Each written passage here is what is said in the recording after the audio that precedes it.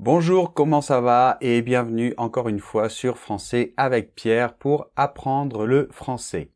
Alors aujourd'hui, une vidéo qui a été très demandée depuis longtemps, le subjonctif. Donc voilà, ça va être aussi comme un défi parce que je vais essayer d'expliquer le subjonctif en moins de 10 minutes, ce qui n'est pas facile. Allez, c'est parti!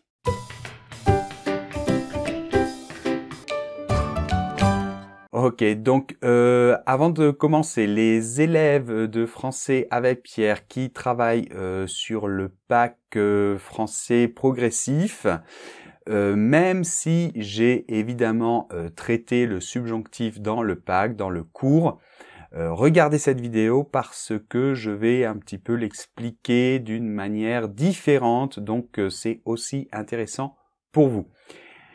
Allez, c'est parti. Donc, le subjonctif, en moins de 10 minutes, on va essayer d'être, comme toujours, pratique, et pas exhaustif. Donc, les professeurs de FLE, je ne suis pas exhaustif, je le sais, c'est un but pratique. Alors, le subjonctif, c'est un mode verbal, mais bon, ça, on s'en fiche un petit peu. Ce qu'il faut savoir, c'est qu'il y a 4 temps verbaux, normalement, dans le subjonctif. Subjonctif présent, subjonctif passé, subjonctif imparfait, subjonctif plus que parfait. Mais, et tant mieux, il y a 2 temps que l'on n'utilise plus ou presque plus, sauf dans la littérature. Donc, on peut considérer qu'aujourd'hui, il n'y a que 2 temps verbaux. Alors, subjonctif présent, par exemple, je veux que tu viennes à 10 heures. Subjonctif passé, donc c'est le temps composé qui correspond en fait au subjonctif présent. Je veux que tu sois rentré à minuit, par exemple. Alors, pourquoi le subjonctif? On va commencer par là. Après, on verra la conjugaison, la formation plutôt du temps. Et après, on verra l'utilisation. Donc, pourquoi le subjonctif? Eh bien, un jour, il y a l'Académie française qui a dit, tiens, le français, ce n'est pas assez difficile et on va inventer quelque chose d'encore plus difficile pour embêter les étudiants de FLE. Donc, ils ont inventé le subjonctif. Bon, allez, c'est une blague. Donc, pourquoi le subjonctif? En fait, on pourrait s'en passer. Ce n'est pas quelque chose qui est indispensable à la langue. En anglais, il n'y a pas de subjonctif. Mais on verra que, enfin tu verras si tu prends un livre de grammaire, qu'on va te dire que l'indicatif, ça a une valeur objective. Par exemple, tu pars à Londres. Alors que le subjonctif, c'est quand il y a une valeur subjective. Donc, par exemple, je veux que tu partes à Londres. Donc, qu'est-ce qui se passe? C'est pas vraiment que tu pars à Londres, c'est pas sûr. Mais j'aimerais, c'est un désir, donc bon, c'est pas certain. Ok? Bien. Bon, alors donc ça c'est vraiment la théorie. C'est bien de le dire. C'est pas très utile en fait parce que tu vas voir que c'est pas si carré finalement. D'accord? Bon, voilà. Donc je l'ai dit. Maintenant, nous allons voir la formation. Donc la formation, c'est à partir de la 3e personne du pluriel du présent. Alors quand je dis présent, c'est présent de l'indicatif. Et on rajoute les terminaisons e, es, ions, iez, ent. Bien. Donc, par exemple, il chante, présent de l'indicatif. Donc évidemment, on sort la terminaison du présent de l'indicatif, ent, et on va rajouter les terminaisons du subjonctif présent. Que, alors on le construit toujours avec que devant, d'accord? Que je chante, d'accord? Donc ensuite, que tu chantes, qu'il chante, que nous chantions, que vous chantiez, qu'il chante. Je te rappelle que dans la conjugaison, ENT ne se prononce pas.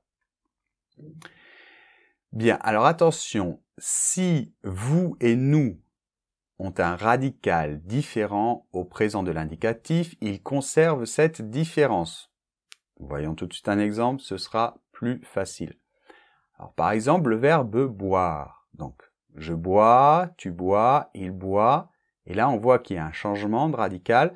Nous buvons, vous buvez, ils boivent. Bon. Donc, cette différence-là, il faut la maintenir.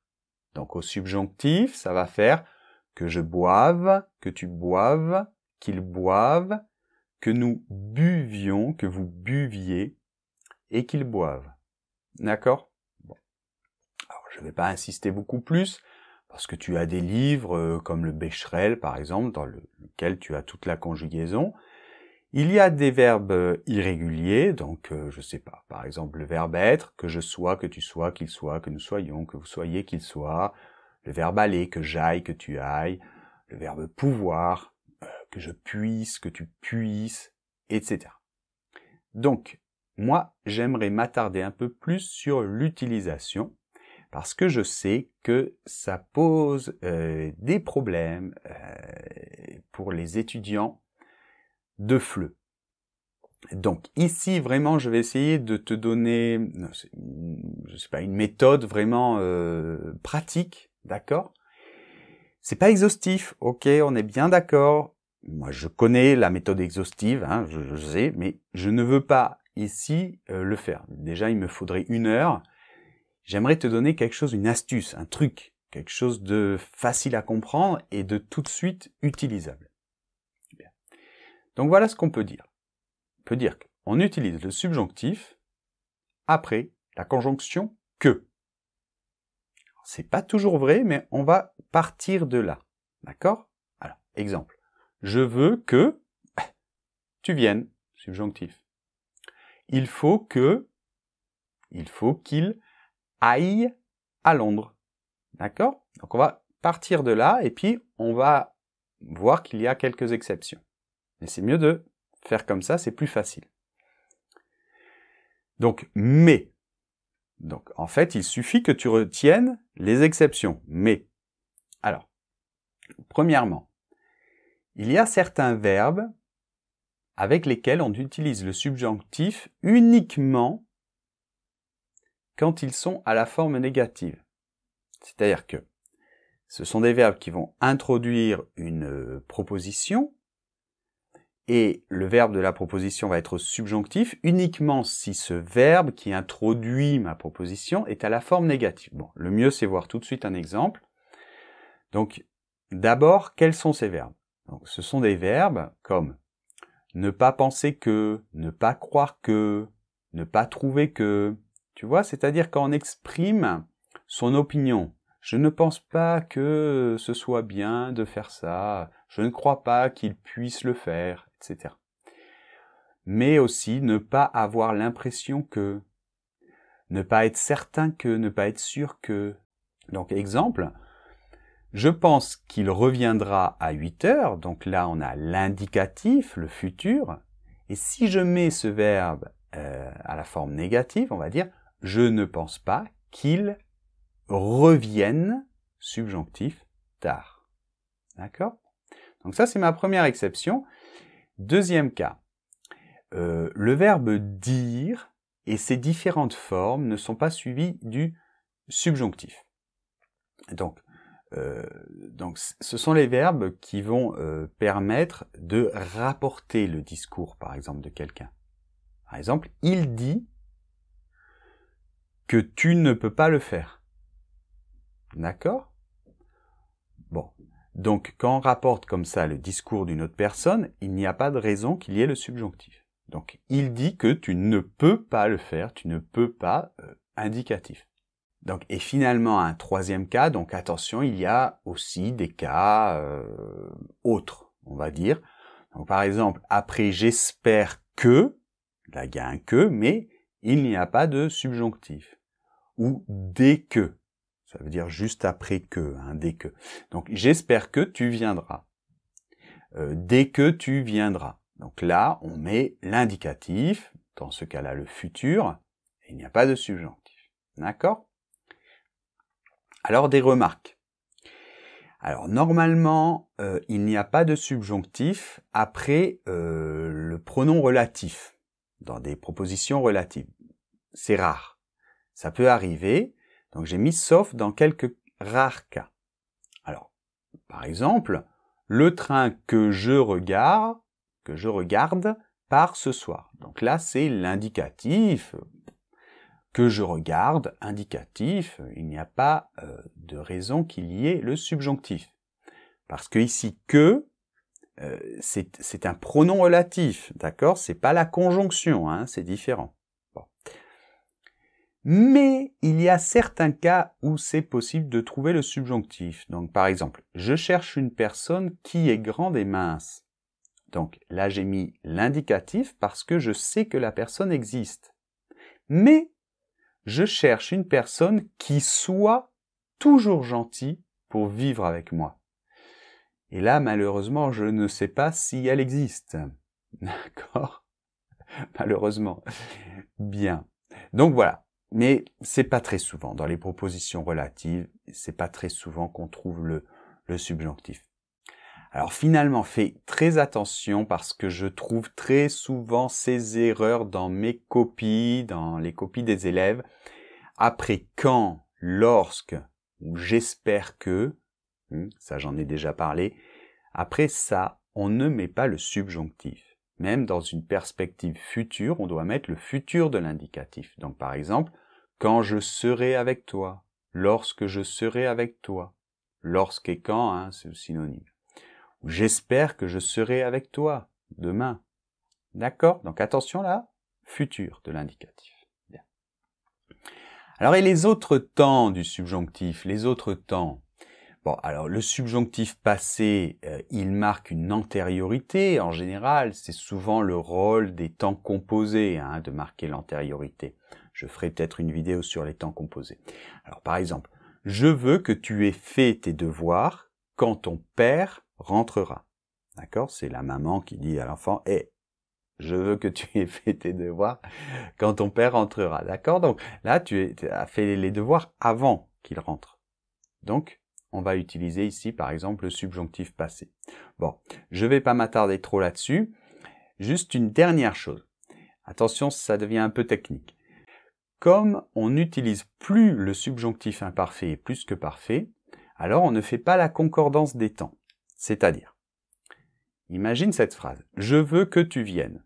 Donc, je veux, c'est le présent de l'indicatif, que tu viennes, subjonctif présent. Bon.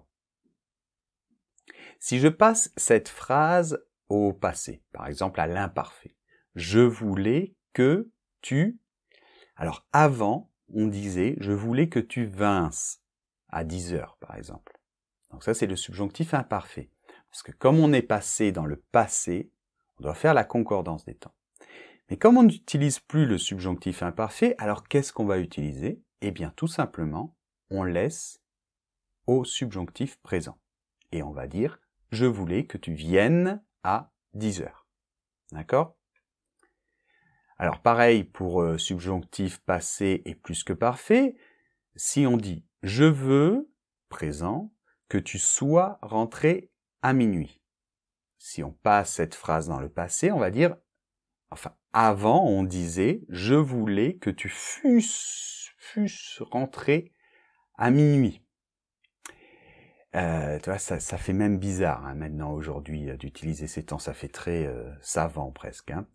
Donc je voulais que tu fusses rentré à minuit. C'est joli, hein, mais ça fait un peu, ça fait littéraire. Quoi. Eh bien, on va plus dire ça, on va garder le subjonctif passé et on va dire je voulais que tu sois rentré à minuit. D'accord ? Voilà, donc moi maintenant, je voudrais que tu mettes un petit like sur la vidéo, hein, un pouce, comme on dit aussi, si tu as aimé la vidéo. Si tu n'as pas aimé, bah c'est pas la peine. Mais si tu as aimé la vidéo, n'oublie pas de mettre un like. J'ai fait un exercice sur le blog hein, de Français avec Pierre, donc je te laisse le lien comme toujours. Tu n'as plus qu'à cliquer et tu arrives dans le blog et tu pourras faire l'exercice, retrouver le podcast de cette vidéo et toute la transcription. D'accord? Donc, je te rappelle que tu as un cours gratuit que j'ai fait pour toi, c'est totalement gratuit. Je te laisse le lien Et je te rappelle aussi que tu as des cours plus complets aussi, si ça t'intéresse. N'hésite pas, tu peux aller y jeter un coup d'œil. Bien, donc voilà, le subjonctif en un peu plus de 10 minutes, d'accord? Mais bon, j'espère que vous avez mieux compris maintenant ce subjonctif qui vous pose souvent des problèmes. Allez, on se retrouve dans une prochaine vidéo. Salut!